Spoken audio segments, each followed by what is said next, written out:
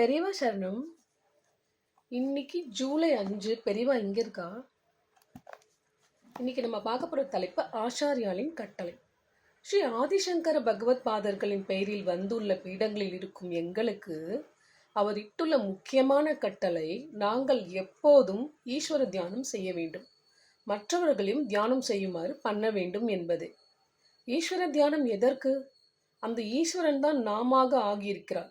அதாவது நம்முடைய உண்மை வடிவம் அவரேதான் என்று கண்டுபிடித்துக் கொள்வதுதான் லட்சியம். நாம் என்னவென்று எப்படி கண்டுபிடித்துக் கொள்வது? தெரியவில்லையே என்றால், ஈஸ்வரன் என்று சகல கல்யாண குணநிலையனாக, அதாவது சகல கல்யாண குணநிலையன் என்றால் அனைத்து நற்குணங்களும் இருப்பிடமாக திகழ்பவன். சகல கல்யாண குணநிலையனாக ஒருவனை சொல்கிறோமே, அவனை தியானித்துக் கொண்டிருந்தாலே போதும்.